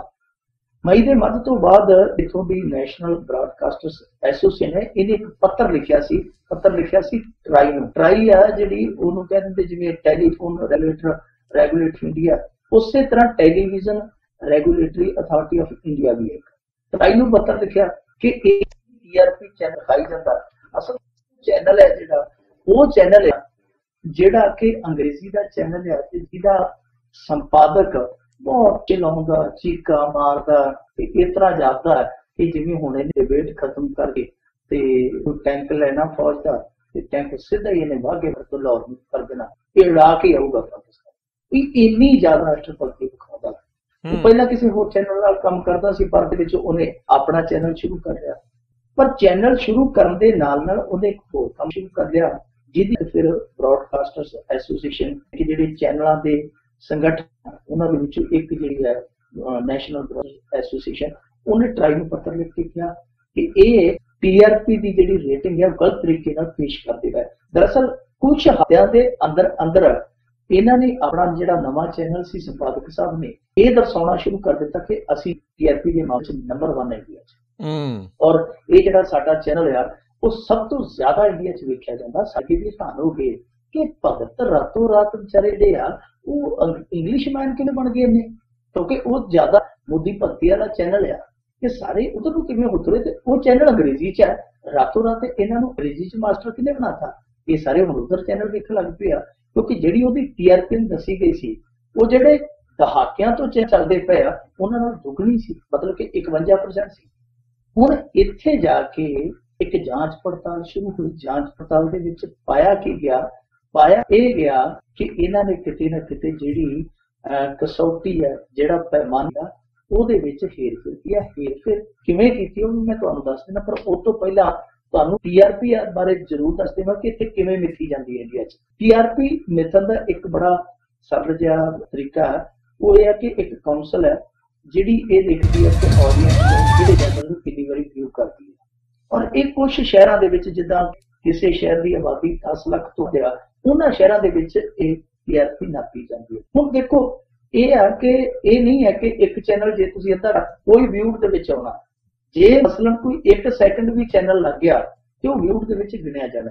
ਇਹਨੇ ਹੇਰਾਫੇਰੀ ਇਹ ਕੀਤੀ ਕਿ ਜਦ 1 ਨੰਬਰ ਚੈਨਲ ਤੇ ਵੀ ਇਹਨਾਂ ਦਾ ਚੈਨਲ ਹੈ ਤੇ ਅੱਗੇ ਚੱਲ ਕੇ 2 ਨੰਬਰ 4 ਨੰਬਰ ਛੱਡ ਕੇ 5 ਨੰਬਰ ਤੇ ਵੀ ਇਹਨਾਂ ਦਾ ਚੈਨਲ ਹੈ, ਕਿ ਇੱਕ ਨੈਟਵਰਕ ਤੇ ਇੱਕੋ ਚੈਨਲ 'ਚ ਇੱਕ ਚੈਨਲ 2 ਜਾਂ 3 ਵਾਰੀ ਆਉਂਦਾ ਹੈ। ਮਤਲਬ ਕਿ ਜੇ ਤੁਸੀਂ 1 ਤੋਂ 7 ਦੱਬਦੇ ਜਾਂਦੇ ਹੋ ਤੇ ਉਹਦੇ ਵਿੱਚ ਪਹਿਲੇ ਨੰਬਰ ਤੇ ਵੀ ਉਹ ਚੈਨਲ ਆ ਗਿਆ, 5ਵੇਂ ਤੇ ਵੀ ਉਹ ਆ ਗਿਆ ਤੇ 7ਵੇਂ ਤੇ ਗਿਆ ਤੇ ਉਹ ਆਇਆ। ਜਿੰਨੀ ਵਾਰੀ ਮੰਨ ਲਓ ਤੁਸੀਂ 1 ਸੈਕਿੰਡ ਵੀ ਉਹ ਚੈਨਲ ਤੇ ਖੜ ਗਏ, ਭਾਵੇਂ ਤੁਸੀਂ ਵੇਖੋ ਅੱਗੇ ਕਰਤਾ, ਪਰ ਉਹ ਤੁਹਾਡਾ ਚੈਨਲ ਜਿਹੜਾ ਵਿਊ ਦੇ ਵਿੱਚ ਗਿਣਿਆ ਜਾਂਦਾ। ਇਸ ਆਧਾਰ ਤੇ TRP ਬਣਦੀ। ਇਹਨਾਂ ਨੇ ਇਹੋ ਕੁਝ ਕੀਤਾ ਕਿ ਮਲਟੀਪਲ ਚੈਨਲ ਵਾਲਾ ਸਿਸਟਮ ਹੈ ਜਿਹੜਾ ਉਹ ਕਰਦਾ, ਆਪਣੇ ਚੈਨਲ ਨੂੰ 1 ਤੋਂ ਵੱਧ ਵਾਰੀ ਸੂਚੀਆਂ 'ਚ ਪਾ ਦਿੱਤਾ ਵੱਡੇ ਸ਼ਹਿਰਾਂ ਦੇ ਅੰਦਰ। ਸੋ TRP ਜਿਹੜੀ ਇੱਕ ਕਿਤੇ ਲੈ ਗਏ।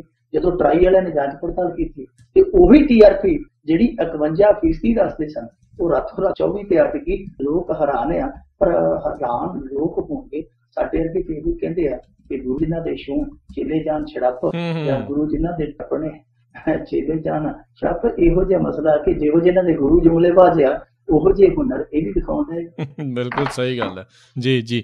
ਅਗਲੀ ਗੱਲ ਮਿੰਟੂ ਜੀ ਆਪਾਂ ਕਰੀਏ, ਅਜਮੇਰ ਔਲਖ ਨੂੰ ਭੇਜੇ ਹਸਪਤਾਲ ਦੇ ਬਿੱਲ ਤੇ ਪੰਜਾਬ ਸਰਕਾਰ ਨੇ ਜਵਾਬ ਦਿੱਤਾ ਹੈ। ਦੇਖੋ, ਅਜਮੇਰ ਔਲਖ ਹੋਰਾਂ ਦਾ ਇਲਾਜ ਜਿਹੜਾ ਫੋਰਟਿਸ ਹਸਪਤਾਲ ਦੇ ਵਿੱਚ ਚੱਲਦਾ ਪਿਆ ਸੀਗਾ, ਉਸ ਹਸਪਤਾਲ ਦੇ ਵਿੱਚੋਂ ਜਿਹੜਾ ਬਿੱਲ ਨਿਕਲਿਆ, ਪਹਿਲਾਂ ਤੇ ਬਿੱਲ ਕੀ ਉਸ ਮੇਲੇ ਕੱਢ ਦਿੱਤੇ, 16 ਲੱਖ ਦਾ ਬਿੱਲ ਬਣ ਗਿਆ, ਕਿਉਂਕਿ ਸਰਕਾਰ ਨੇ ਆਖਿਆ ਸੀਗਾ ਕਿ ਅਸੀਂ ਬਿੱਲ ਪੇ ਕਰਾਂਗੇ। ਰੌਲਾ ਸੀ ਪਹਿਲਾਂ ਇਹਨਾਂ ਨੇ 2 ਲੱਖ ਰੁਪਏ ਦਾ ਚੈੱਕ ਦਿੱਤਾ ਸੀ, ਉਹਨਾਂ ਨੇ ਵਾਪਸ ਕਰ ਦਿੱਤਾ ਸੀ। ਅਜਮੇਰ ਔਲਖ ਹੋਰੀ ਬਹੁਤ ਵੱਡੀ ਹਸਤੀ ਨੇ, ਬਹੁਤ ਵੱਡੇ ਨਾਟਕਕਾਰ ਨੇ, ਔਰ ਸਮਾਜ ਲਈ ਉਹਨਾਂ ਦਾ ਬਹੁਤ ਵੱਡਾ ਦੇਣ ਹੈ, ਜਿਹਨੂੰ ਆਪਾਂ ਨਿਸ਼ਕਾਮ ਕਹਿ ਦਿੰਦੇ ਹਾਂ ਕਿ ਉਹਦਾ ਕੰਮ ਨਿਸ਼ਕਾਮ ਹੈ। ਔਰ ਬਹੁਤ ਘੱਟ ਲੋਕਾਂ ਨੂੰ ਪਤਾ ਹੋਣਾ ਕਿ ਅਜਮੇਰ ਔਲਖ ਦਾ ਜਵਾਈ ਹੈ ਗੁਰਵਿੰਦਰ ਬਰਾੜ, ਬਹੁਤ ਵਧੀਆ ਸਿੰਗਰ ਹੈ ਗੁਰਵਿੰਦਰ ਬਰਾੜ, ਜਿਹਦਾ ਗਾਣਾ ਪਿੱਛੇ ਜੇ ਆਇਆ ਸੀ ਸ਼ਿਵ ਦੀ ਕਿਤਾਬ ਵਰਗੀ। ਉਹ ਗਲੀ ਇਹਨਾਂ ਦੀ ਸੇਵਾ ਕਰਦਾ ਉੱਥੇ ਜਦੋਂ 2 ਲੱਖ ਦਾ ਇਹਨਾਂ ਨੇ ਚੈੱਕ ਦਿੱਤਾ, ਪਰਿਵਾਰ ਵਾਲੇ ਵਾਪਸ ਕਰ ਦਿੱਤਾ ਸੀ। ਫਿਰ ਇਹਨਾਂ ਨੇ ਕਿਹਾ ਸੀਗਾ ਕਿ ਜਿੰਨਾ ਵੀ ਖਰਚਾ ਆਊਗਾ ਸਾਡੀ ਸਰਕਾਰ ਚੁੱਕੂਗੀ, ਤੇ ਉਸ ਸਮੇਂ ਹਸਪਤਾਲ ਨੇ ਇਹ ਅਨੁਮਾਨਿਤ ਖਰਚਾ ਦੱਸਿਆ ਸੀ 7 ਲੱਖ ਆਊਗਾ। ਪਰ ਜਦੋਂ ਪੰਜਾਬ ਸਰਕਾਰ ਨੇ ਆਖਿਆ ਖਰਚਾ ਚੁੱਕਾਂਗੇ, ਪਤਾ ਨਹੀਂ ਹਸਪਤਾਲ ਦਾ ਦਵਾਈਆਂ ਦਾ ਬਿੱਲ ਸੱਚੀਓ ਵੱਧ ਗਿਆ। ਉਹਨਾਂ ਨੂੰ ਇਹ ਲੱਗਿਆ ਕਿ ਸਰਕਾਰੀ ਖਰਚੇ ਚ ਉਹਨਾਂ ਕੀ ਫਰਕ ਪੈਂਦਾ। ਉਹ 6-7 ਲੱਖ ਵਾਲਾ ਜਿਹੜਾ ਅਨੁਮਾਨਿਤ ਖਰਚਾ ਸੀ ਆ ਪਹੁੰਚਿਆ 16 ਲੱਖ ਤੇ। 16 ਲੱਖ ਬਿੱਲ ਸਾਰਿਆਂ ਦਾ ਦਿਲ ਕੱਢ ਕੇ ਗਿਆ। ਪਰ ਦੱਸਦੇ ਆ ਕਿ ਸਰਕਾਰ ਭੱਜੀ ਵੀ ਆਪਣੇ ਵਾਅਦੇ ਤੋਂ। ਉਹਨਾਂ ਕਿਹਾ ਕਿ ਅਸੀਂ ਦਿਆਂਗੇ ਜਿੰਨਾ ਮਰਜ਼ੀ ਬਿੱਲ ਬਣ ਜਾਂਦਾ। ਕੱਲ ਜਦੋਂ ਮੀਟਿੰਗ ਕਰਦੇ ਆ ਬੁੱਧੀਜੀਵੀਆਂ ਦੇ ਨਾਲ ਨਵਜੋਤ ਸਿੱਧੂ ਹੋਣੀ, ਉਦੋਂ ਵੀ ਆਖਿਆ, ਨਵਜੋਤ ਸਿੱਧੂ ਨੇ ਦੱਸਦੇ ਵਾਰੀ ਆਪਣੀ ਜੇਬ ਦੇ ਵਿੱਚੋਂ 8 ਲੱਖ ਰੁਪਇਆ ਦਿੱਤਾ। ਉਹਨੇ ਕਿਹਾ ਚੱਕੋ 8 ਲੱਖ ਰੁਪਇਆ ਮੇਰੇ ਵੱਲੋਂ, ਕੋਈ ਗੱਲ ਬਾਅਦ ਦੇ ਵਿੱਚ ਵੇਖੀ ਜਾਊਗੀ। ਸੋ ਨਵਜੋਤ ਸਿੱਧੂ ਨੇ ਇੱਕ ਵਾਰੀ ਜਿਗਰਾ ਕੱਢ ਕੇ 8 ਲੱਖ ਰੁਪਇਆ ਐਲਾਨ ਕੀਤਾ। ਮੈਨੂੰ ਨਹੀਂ ਪਤਾ ਹਸਪਤਾਲ ਚ ਪਹੁੰਚਿਆ ਜਾਂ ਨਹੀਂ ਪਹੁੰਚਿਆ, ਪਰ ਕੱਲ ਮੀਡੀਆ ਦੇ ਵਿੱਚ ਐਲਾਨ ਹੋ ਗਿਆ ਸੀਗਾ ਕਿ ਨਵਜੋਤ ਸਿੱਧੂ ਨੇ ਆਪਣੇ ਪੱਲਿਓਂ, ਜਾਂ ਪਤਾ ਨਹੀਂ ਖਜ਼ਾਨੇ ਚੋਂ, ਤਾਂ ਹਾਲੇ ਪੱਕਾ ਨਹੀਂ ਪਤਾ, ਪਰ ਨਵਜੋਤ ਸਿੱਧੂ ਨੇ ਕਹਿੰਦਾ ਸੀ ਕਿ 8 ਲੱਖ ਰੁਪਇਆ ਮੇਰੇ ਵੱਲੋਂ ਜੀ। ਉਹ 8 ਲੱਖ ਰੁਪਇਆ ਚਲੇ ਗਿਆ। ਚਲੋ ਕੁਛ ਪਰਿਵਾਰ ਵੀ ਕਰ ਸਕਦਾ ਆਪਦੇ ਕੋਲੋਂ, ਕੁਛ ਸਰਕਾਰ ਵੀ ਕਰੇਗੀ, ਤਾਂ ਸਾਰਾ ਰਲ ਕੇ ਮਸਲਾ ਜਿਹੜਾ ਹੱਲ ਹੋ ਜਾਏਗਾ। ਪਰ ਇਹ ਅਸਥਾਈ ਹੱਲ ਆ, ਸਥਾਈ ਹੱਲ ਨਹੀਂ ਹੈ। ਮੈਂ ਇਸ ਗੱਲ ਤੇ ਜ਼ੋਰ ਦੇਣਾ ਕਿ ਦੇਖੋ ਹਰੇਕ ਲਈ ਹੋਣਾ ਚਾਹੀਦਾ, ਗਰੀਬ ਲਈ ਵੀ ਹੋਣਾ ਚਾਹੀਦਾ। ਜਿਵੇਂ ਤੁਹਾਡੇ ਇੱਧਰ ਸੋਸ਼ਲ ਸਿਕਿਉਰਿਟੀ ਦੇ ਪ੍ਰੋਗਰਾਮ ਚੱਲਦੇ ਆ, ਵੈਲਫੇਅਰ ਦੇ ਪ੍ਰੋਗਰਾਮ ਚੱਲਦੇ ਆ, ਗਰੀਬਾਂ ਲਈ ਲੋੜਵੰਦਾਂ ਲਈ, ਔਰ ਹਰੇਕ ਨਾਗਰਿਕ ਲਈ ਉਸੇ ਤਰ੍ਹਾਂ ਜਿਵੇਂ ਹੁਣ ਕਲਚਰ ਪਾਲਿਸੀ ਬਣਦੀ ਪਈ ਆ, ਇਹਦੇ ਵਿੱਚ ਨਵਜੋਤ ਸਿੱਧੂ ਹੋਰਾਂ ਨੂੰ ਇਹੋ ਜਿਹੇ ਜਿਹੜੇ ਕਿ ਲੋਕ ਸਮਾਜ ਲਈ ਆਪਣਾ ਜੀਵਨ ਸਮਰਪਿਤ ਕਰ ਗਿਆ, ਉਮਰ ਦੇ ਜਦੋਂ ਆਖਰੀ ਪੜਾਅ ਤੇ ਇਹੋ ਜਿਹੀ ਵਿਪਤਾ ਸ਼ਿਕਾਰ ਹੁੰਦੇ ਆ, ਤਾਂ ਉਹਨਾਂ ਲਈ ਇੱਕ ਵੈਲਫੇਅਰ ਫੰਡ ਹੋਣਾ ਚਾਹੀਦਾ। ਜਿਹੜੀ ਨਵੀਂ ਸੱਭਿਆਚਾਰ ਨੀਤੀ ਬਣਾਈ ਜਾ ਰਹੀ ਆ, ਸਿੱਧੂ ਲਈ ਅਸੀਂ ਦੁਆਵਾਂ ਕਰਦੇ ਹਾਂ ਕਿ ਸਿੱਧੂ ਇਸ ਕੰਮ ਨੂੰ ਨਿਪਰੇ ਚਾੜ ਦੇਵੇ, ਪਰ ਜੇ ਉਹਦੇ ਚ ਵੈਲਫੇਅਰ ਫੰਡ ਇਸ ਤਰ੍ਹਾਂ ਦਾ ਇਜਾਦ ਕਰ ਦਿੱਤਾ ਜਾਂਦਾ, ਕਾਇਮ ਕਰ ਦਿੱਤਾ ਜਾਂਦਾ, ਇਹ ਸੋਨੇ ਤੇ ਸੁਹਾਗੇ ਵਾਲੀ ਗੱਲ ਹੋਊਗੀ। ਜੀ ਜੀ ਜੀ। ਅਗਲੀ ਮਿੰਟੋ ਜੀ ਅਖੀਰਲੀ ਗੱਲ ਕਰੀਏ ਚਾਹੁੰਦੇ ਜਾਂਦੇ ਵੀ ਵਿਜੀਲੈਂਸ ਦੇ ਅੜਿੱਕੇ ਆਇਆ ਪਿਛਲੀ ਸਰਕਾਰ ਦਾ ਭਲਵਾਨ। ਇਹ ਭਲਵਾਨ ਵੀ ਇਧਰਲੇ ਇਲਾਕੇ ਦਾ ਹੀ ਆ, ਬਾਦਲ ਸਾਹਿਬ ਦੇ ਏਰੀਏ ਦਾ ਹੀ ਆ, ਬੁੱਲੇ ਵਾਲੀ ਪਿੰਡ ਆ। ਇਹਦਾ ਨਾਮ ਹੈਗਾ ਸੁਰਿੰਦਰਪਾਲ ਸਿੰਘ। ਇਸੇ ਸਮੇਂ ਇਹ ਜੇਈ ਭਰਤੀ ਹੋਇਆ ਸੀ ਮੰਡੀ ਬੋਰਡ ਦੇ ਵਿੱਚ, ਜਿਹਨੂੰ ਜੂਨੀਅਰ ਇੰਜੀਨੀਅਰ ਕਹਿ ਦਿੰਦੇ ਆ। ਫਿਰ ਇਸ ਭਲਵਾਨ ਨੇ ਇਹੋ ਜਿਹੀਆਂ ਕੌਡੀਆਂ ਪਾਈਆਂ ਕਿ ਤਾਂ ਦੀ ਤਾਂ ਤੁਰਦਾ ਗਿਆ। ਔਰ ਬਾਦਲ ਪਰਿਵਾਰ ਦੀ ਇਹਦੇ ਤੇ ਖਾਸ ਨਜ਼ਰਿਆ ਲਈ, ਇੱਥੋਂ ਤੱਕ ਕਿ ਇਹਨੂੰ ਤਰੱਕੀ ਦੇ ਕੇ ਮੰਡੀ ਬੋਰਡ SSS ਨਗਰ ਮੋਹਾਲੀ ਦੇ ਵਿੱਚ ਕਾਰਜਕਾਰੀ ਇੰਜੀਨੀਅਰ ਲਾ ਦਿੱਤਾ ਗਿਆ ਗਮਾਡਾ ਦੇ ਵਿੱਚ। ਗਮਾਡਾ ਬਹੁਤ ਪੈਸੇ ਵਾਲੀ ਇੱਕ ਅਥਾਰਟੀ ਹੈ। ਗਮਾਡਾ ਵਿੱਚ ਜਦੋਂ ਚਲੇ ਗਿਆ, ਫਿਰ ਇਹਨੇ ਜਾ ਕੇ ਉੱਥੇ ਨੌਕਰੀ ਮਿਲਦੀ। ਸਾਰੇ ਪ੍ਰੋਜੈਕਟ ਇਹਦੇ ਹੱਥਾਂ ਦੇ ਸਨ। ਜਦੋਂ ਇਹਨੇ ਵੇਖਿਆ, ਫਿਰ ਇਹਨੇ ਆਪ ਹੀ ਆਪਣੇ ਰਿਸ਼ਤੇਦਾਰਾਂ ਤੇ ਕੰਪਨੀਆਂ ਖੜੀਆਂ ਕਰ ਲਈਆਂ। ਕੰਪਨੀਆਂ ਖੜੀਆਂ ਕੀਤੀਆਂ, ਮਸਲਨ ਕੰਪਨੀ ਸਿੱਧੇ ਤੌਰ ਤੇ ਇਹਦੇ ਸਾਲੇ ਦੇ ਨਾਂ ਤੇ ਬਣਾ ਦਿੱਤੀ, ਪਰ ਸ਼ੇਅਰ ਹੋਲਡਰ ਸੀ ਜਿਹੜੇ ਉਹ ਇਹਦੀ ਪਤਨੀ ਇਹਦੀ ਸੀ, ਯਾਨੀ ਮਸ਼ਹੂਰੀ ਕੰਪਨੀ। ਇਸੇ ਤਰ੍ਹਾਂ ਹੋਰ ਬੰਦੇ ਜਿਹੜੇ ਇਹਦੇ ਸਾਥੀ ਸੀਗੇ, ਉਹ ਜਿਹੜੇ ਕਿਸੇ ਵੇਲੇ ਇਹਦੇ ਤੋਂ ਛੋਟੇ ਦਰਜਿਆਂ ਦੇ ਉੱਤੇ ਛੋਟਾ ਤੇ ਤੈਨਾਤ ਰਹੇ, ਉਹਨਾਂ ਦੇ ਨਾਲ ਇੱਕ ਕੰਪਨੀ ਕਮਾਲ ਦਾ ਕੰਮ ਇਹ ਕੀਤਾ ਕਿ ਇੱਕ ਪ੍ਰੋਜੈਕਟ ਸੀਗਾ ਚੰਡ ਤੋਂ ਖੰਡ ਤੱਕ ਦੇ ਹਾਈਵੇ ਦਾ। ਉਹਦੇ ਵਿੱਚ ਇਹਨੇ ਜਾ ਕੇ ਧੱਕੇ ਨਾਲ ਸਿੰਘ ਫਸਾ ਲਏ। ਇਹ ਕਹਿੰਦਾ ਕਿ ਸਾਡੀ ਕੰਪਨੀ ਨੂੰ ਕੰਮ ਦਿਓ। ਜਿਹੜੀ ਠੇਕੇਦਾਰ ਕੰਪਨੀ ਸੀ, ਉਹਦਾ ਕੰਮ ਰੁਕਵਾਉਣ ਦੀ ਧਮਕੀ ਦੇ ਕੇ ਇਸ ਬੰਦੇ ਨੇ ਉਸ ਕੰਪਨੀ ਤੋਂ 535 ਕਰੋੜ ਰੁਪਇਆ ਲਿਆ, ਜਿਹਨੂੰ ਸਬ ਕੰਟਰੈਕਟ ਕਹਿ ਦਿੰਦੇ ਆਪਾਂ। ਸਬ ਕੰਟਰੈਕਟ ਲੈ ਲਿਆ। ਕੰਟਰੈਕਟ ਦੇ ਵਿੱਚੋਂ ਕੰਟਰੈਕਟ ਲੈ ਕੇ ਕੰਮ ਨਹੀਂ ਕੀਤਾ, ਕੰਮ ਉਸੇ ਕੰਪਨੀ ਨੇ ਕੀਤਾ, ਬਲਕਿ ਉਹਦੇ ਨਾਮ ਤੇ ਇੱਕ ਸਰਟੀਫਿਕੇਟ ਲੈ ਲਿਆ ਕਿ ਸਾਡੀ ਕੰਪਨੀ ਕੰਮ ਕੀਤਾ। ਹਰੇਕ ਥਾਂ ਤੇ ਉਹ ਸਰਟੀਫਿਕੇਟ ਲਾ ਕੇ ਇਹ ਫਿਰ ਇਸ ਤਰ੍ਹਾਂ ਦਾ ਮਸਲਾ ਹੱਲ ਕਰਦਾ ਜਾਂਦਾ ਸੀ। ਬਹੁਤ ਜ਼ਿਆਦਾ ਦੱਸਦੇ ਆ ਕਿ ਇਹਨੇ ਕਮਾਈ ਕੀਤੀ ਹੈ, ਛਕਾ ਛਕਾਈ ਕੀਤੀ ਹੈ। ਮੇਰੇ ਹਿਸਾਬ ਨਾਲ ਭਲਵਾਨ ਨੇ ਇਕੱਲੇ ਨੇ ਤੇ ਝੰਡੀਆਂ ਨਹੀਂ ਜਿੱਤੀਆਂ, ਇਹਦੇ ਪਿੱਛੇ ਕੋਈ ਨਾ ਕੋਈ ਹੋਰ ਵੀ ਹੋਏਗਾ, ਪਰ ਭਲਵਾਨ ਨੂੰ ਇਸ ਸਮੇਂ ਵਿਜੀਲੈਂਸ ਨੇ ਜੱਫਾ ਮਾਰ ਲਿਆ। ਹੁਣ ਭਲਵਾਨ ਕਿਹਦਾ ਅੱਗੇ ਪਤਾ ਦੱਸਦਾ, ਉਹ ਸਮਾਂ ਦੱਸੇਗਾ, ਪਰ ਦੱਸਦੇ ਆ ਕਿ ਜਿੰਨੇ ਬੰਦੇ ਨੇ ਬੁੱਲੇ ਹੋਏ ਆ, ਉਹਨਾਂ ਸ਼ਾਇਦ ਹੀ ਕੋਈ ਇੱਥੇ ਮੌਜ ਬਹਾਰ ਲੁੱਟ ਕੇ ਗਿਆ ਹੋਊਗਾ। ਪਰ ਰਾਜਕਰਨ ਜੀ ਠੀਕ ਆ, ਨੇ ਫੜ ਲਿਆ, ਵਿਜੀਲੈਂਸ ਨੇ ਪਰਚਾ ਦਰਜ ਕਰ ਲਿਆ, ਪਰ ਇਹੋ ਜਿਹੇ ਬੰਦਿਆਂ ਦਾ ਹੁੰਦਾ ਕੱਖ ਨਹੀਂ। ਜਿੰਨਾ ਚਿਰ ਨੂੰ ਇਸ ਕੇਸ ਨੇ ਰਿੜਨਾ, ਉਹਨੇ ਚਿਰ ਨੂੰ 3-4 ਸਾਲ ਲੰਘ ਜਾਣੇ। ਉਦੋਂ ਨੂੰ ਨਵੀਂ ਸਰਕਾਰ ਦੀ ਉਮੀਦ ਆ ਜਾਣੀ ਆ, ਤੇ ਜਦੋਂ ਫਿਰ ਨਵੀਂ ਸਰਕਾਰ ਆਈ ਤੇ ਫਿਰ ਗੁਰਦਾਸ ਮਾਨ ਦਾ ਗਾਣਾ ਇਹੋ ਜਿਹੇ ਗਾਉਂਦੇ ਫਿਰਦੇ ਹੁੰਦੇ ਪਹਿਲਵਾਨ, ਇਹੋ ਜਿਹੇ ਪਹਿਲਵਾਨ, ਇਸ਼ਕ ਦੀ ਨਵੀਂ ਬਹਾਰ। ਫਿਰ ਉਦੋਂ ਜਦੋਂ ਨਵੀਂ ਸਰਕਾਰ ਆ ਜਾਂਦੀ ਹੈ ਉਦੋਂ ਇਸ਼ਕ ਦੀ ਨਵੀਂ ਬਹਾਰ ਆ ਜਾਂਦੀ ਹੈ। ਜੀ ਜੀ ਜੀ, ਤੇ ਬਹੁਤ ਬਹੁਤ ਤੁਹਾਡਾ ਧੰਨਵਾਦ ਮਿੰਟੂ ਜੀ, ਤੁਸੀਂ ਸਾਡੇ ਨਾਲ ਜੁੜੇ, ਇਹਨਾਂ ਖਬਰਾਂ ਬਾਰੇ ਸਾਨੂੰ ਵਿਸਤਾਰ ਜਾਣਕਾਰੀ ਦਿੱਤੀਆਂ। ਅਗਲੀ ਵਾਰ ਤੱਕ ਲਈ ਤੁਹਾਡਾ ਬਹੁਤ ਬਹੁਤ ਧੰਨਵਾਦ, ਬੜੀ ਮਿਹਰਬਾਨੀ। ਸਤਿ ਸ਼੍ਰੀ ਅਕਾਲ। ਸ਼ੁਕਰੀਆ, ਸਤਿ ਸ਼੍ਰੀ ਅਕਾਲ। ਤੇ ਸਰੋਤਿਓ, ਇੱਥੇ ਸਾਡਾ ਅੱਜ ਦਾ ਇਹ ਪ੍ਰੋਗਰਾਮ ਸਮਾਪਤ ਹੈ। ਮਿਲਾਂਗੇ ਅਗਲੇ ਪ੍ਰੋਗਰਾਮ ਦੇ ਵਿੱਚ। ਉਦੋਂ ਤੱਕ ਲਈ ਮੈਨੂੰ ਰਾਜਕਨਵੀਰ ਸਿੰਘ ਨੂੰ ਇਜਾਜ਼ਤ ਦਿਓ। ਮੇਰੇ ਵੱਲੋਂ ਤੁਹਾਨੂੰ ਸਾਰਿਆਂ ਨੂੰ ਬਹੁਤ ਪਿਆਰ ਸਤਿਕਾਰ ਸਹਿਤ ਦੋਨੋਂ ਜੋੜ ਕੇ ਨਿੱਘੀ ਜਿਹੀ ਸਤਿ ਸ਼੍ਰੀ ਅਕਾਲ। ਖੇਲਦੇ ਰਹੋ ਤੇ ਸੁਣਦੇ ਰਹੋ ਰੇਡੀਓ USA।